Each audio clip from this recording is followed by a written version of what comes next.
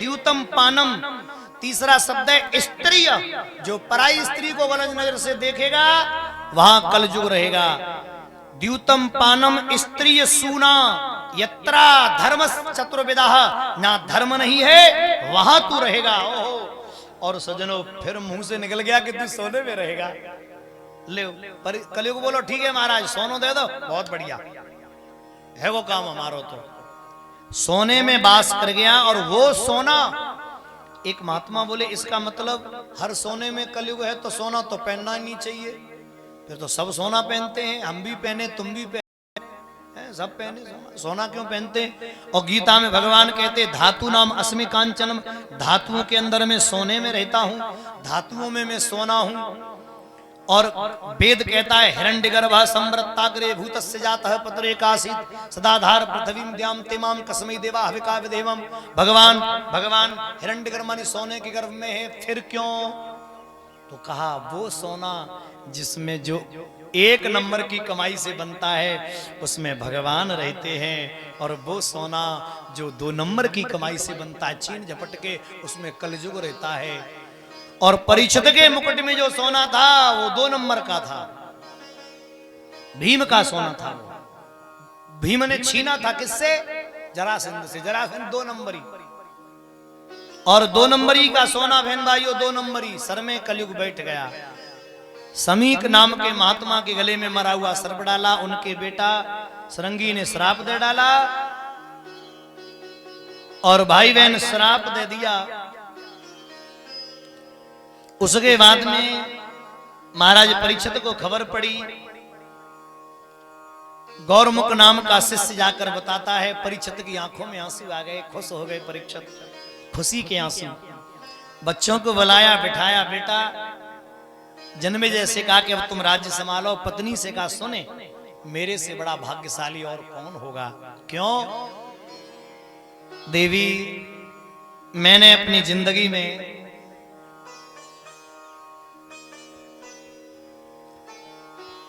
बहुत बहुत नाम लिया भगवान का, और आज मेरे पर बड़ी कृपा है गई है। दुनिया में किसी को एक पल का नहीं मालूम, मुझे 7 दिन का मालूम है। मैं 7 दिन से पहले मरूंगा नहीं, और 7 दिन के बाद मैं बचूंगा नहीं। मैं जा रहा हूं, एक पल में सब छोड़ दिया। हमारी तुम्हारी तरह नहीं है कि जैसे ही पता चला कि हम मरेंगे सोई डायरी निकाल ली, बेटा आ जाओ, तो कारहम पे 500 रुपया ही 600 है गए, फलाने सिंह पे 10,000 है, 11,000 है गए, ले लिए। फलाने सिंह पे इतने, मैं ही पासबुक दे दो नहीं कि मैं सीना ते लगा लू। आदमी पासबुक को सीने से लगा के मरता है। पर धन्य है परीक्षित, धन्य है। एकांत में बैठ गए और महात्माओं के साथ में बेटे को राजा बनाकर निकल गए। कहां? जहां सुखदेव भगवान आते हैं, कहां? शुक्रताल में। तत्र भवद भगवान व्यास पुत्र यदक्षया गामट मनोवन पेक्ष अलक्षिलिंगो निजलाभतुष्टो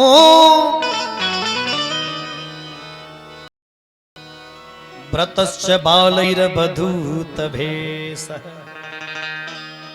सुखदेव जी महाराज 4 अंगुल की लंगोटी लगाकर आ रहे हैं, और ऐसा विचित्र महात्मा मैंने नहीं देखा। ऐसाम संसृणात पुंसाम सद्य सुष्यन्ति बेगिया किम पुनर्दर्शन स्पर्श पाद शौचासनादवि। परीक्षित जी सभा में बैठे ब्रह्मा के पुत्र वशिष्ठ मुनि बैठे हैं, वशिष्ठ के पुत्र शक्ति बैठे हैं, शक्ति तो रहे नहीं, शक्ति के पुत्र पाराशर मुनि बैठे हैं, पाराशर मुनि के पुत्र वेदव्यास बैठे हैं। और आपको जरा स्पष्ट कर दूं, वशिष्ठ मुनि जो हैं सुखदेव जी के परबाबा लगते हैं, पाराशर मुनि सुखदेव जी के बाबा लगते हैं। व्यास जी जो सुखदेव जी के पिताजी हैं, मार्कंडे ऋषि बैठे हैं, ये मार्कंडे ऋषि तो ऐसे जिनके जीवन में हजारों इंद्र बदल गए, ऐसे महान तपस्वी निर्णय कोई कर नहीं पा रहा, तब तक भगवान आ गए सुखदेव। महाराज परीक्षित वंदना करने लगे, आप जैसे महर्षि का तो स्मरण कोई कर नहीं सकता।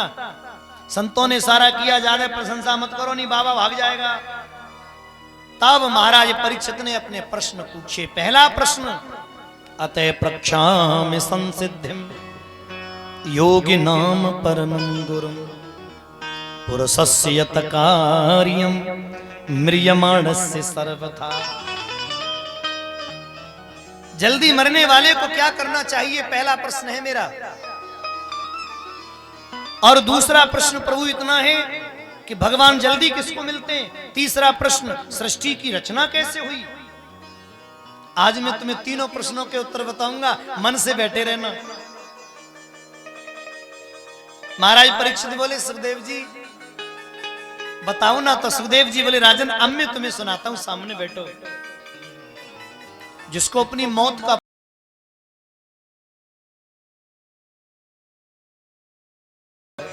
श्रोतव्य कीर्तव्यश्च स्मर्तव्य चेता भयम।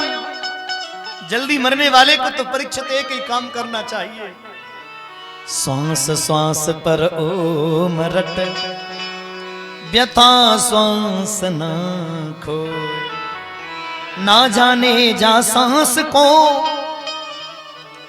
आवन हो हो। हर श्वास पर परमात्मा का नाम भजो। तुम्हारा दूसरा प्रश्न, भगवान जल्दी किसको मिलते हैं। तो महाराज परीक्षित बोले, प्रभु मुझे लगता है ज्यादा नहाने वाले को मिलते होंगे, मुझे लगता है ज्यादा उम्र वाले को मिलते होंगे, मुझे लगता है ज्यादा पैसे वाले को मिलते होंगे, मुझे लगता है ज्यादा पढ़े लिखे को मिलते होंगे, मुझे लगता है ज्यादा सुंदर को मिलते होंगे। बोले नहीं, व्याधस्य चरणं धुरवस्य च वयो विद्या गजेन्द्रस्य का जाति विदुरस्य यादव पतेरुग्रस्य किम पौरुषम् कुविजायां किम तत्र रूपमधिकम् किम तत् सुदामनो धनम् भक्त्या तुष्यन्ति केवलम् परमया भक्ति प्रियो माधव।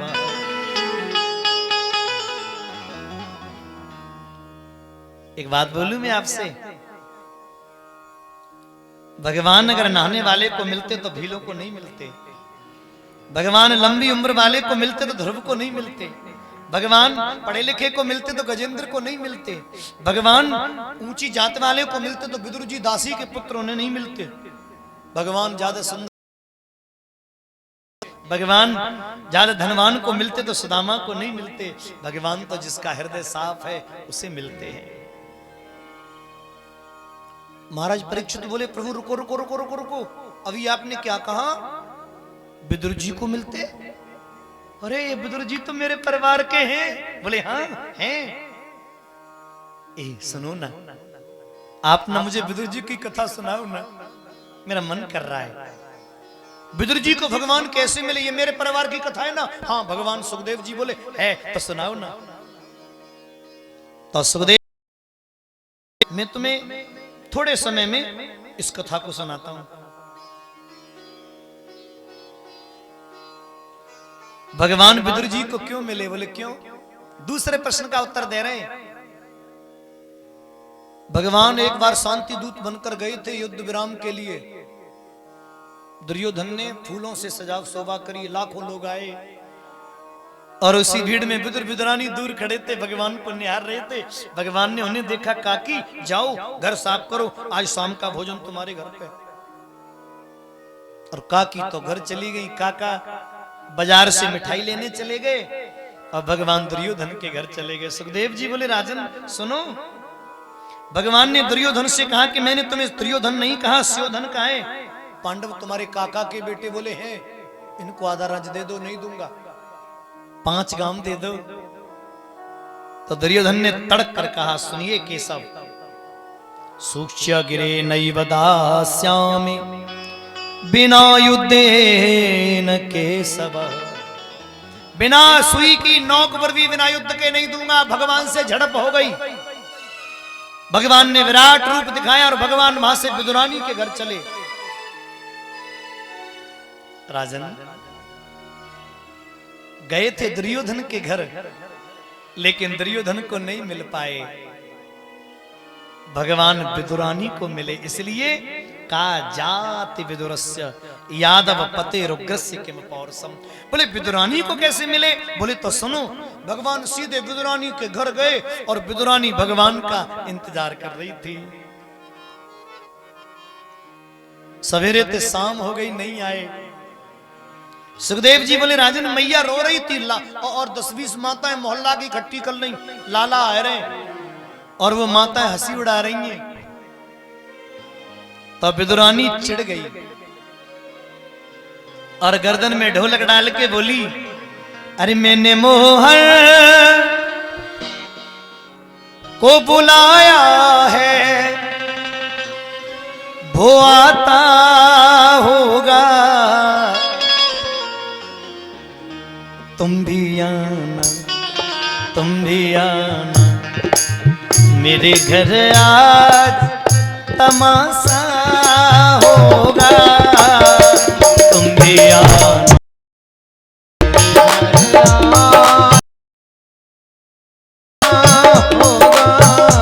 बड़े भाव से ताली बजा के हरि बोल।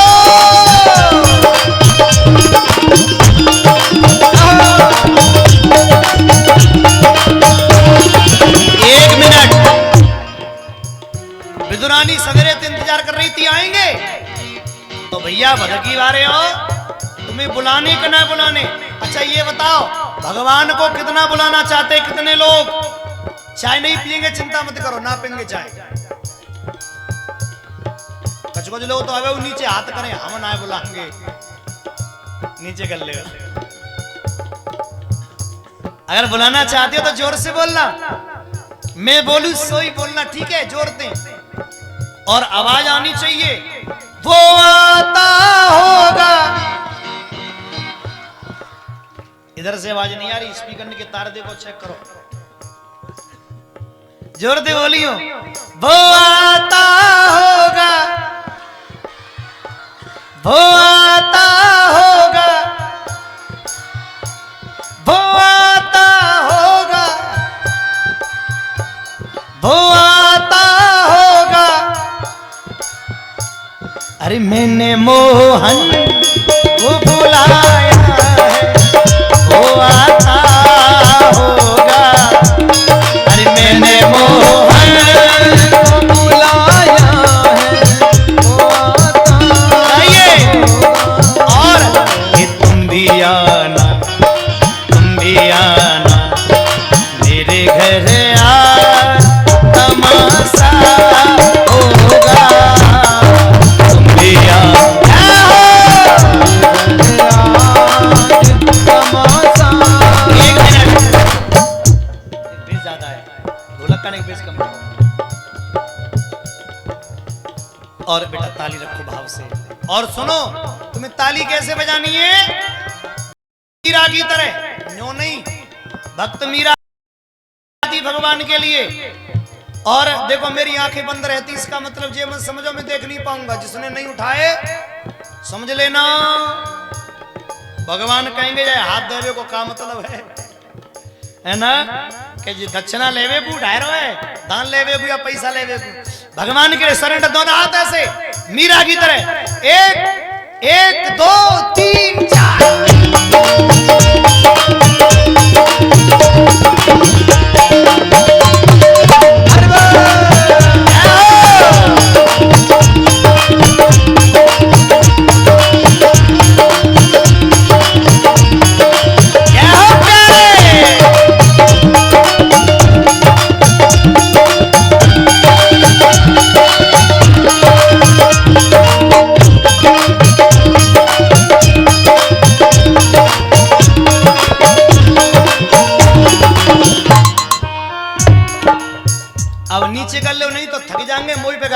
रात को। अब आराम से बजा ले, कोई बात ना है। विदुरानी कह रही है, सुखदेव जी बोले परीक्षित देखो, विदुरानी दया की ना होती जो आदत तुम्हारी,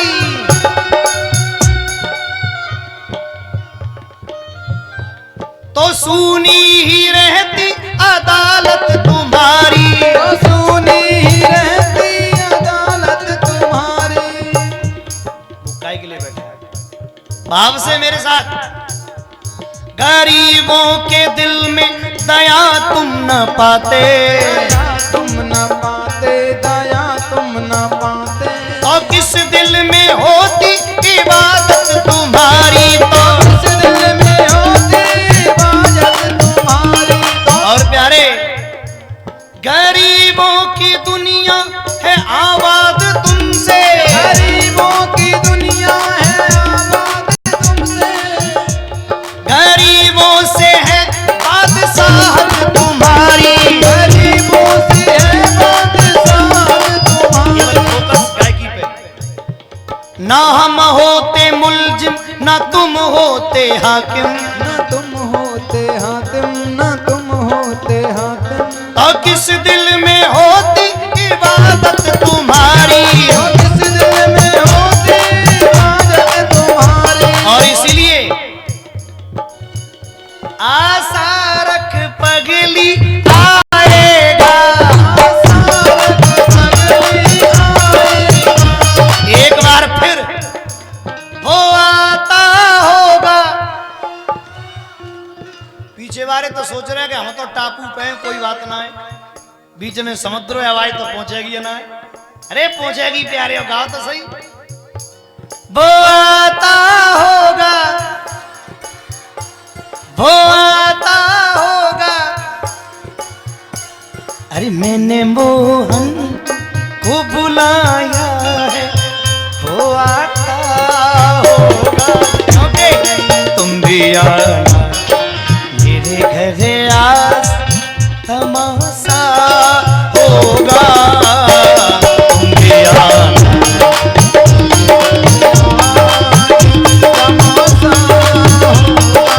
क्योंकि प्यारे, मेरे जीवन की हो रही शाम सांवरे, आजा आजा आजा आजा मेरे गाम सांवरे।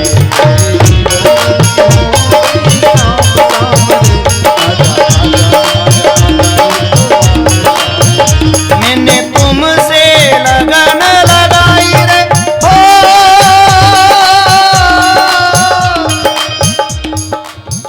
मैंने तुमसे लगन लगाई रे। और सुनो, और मेरे जीवन की हो गई सांब सांवरे, मेरे जीवन की हो गई सांब सांवरे। आजा आजा आजा आजा मेरे गाँव,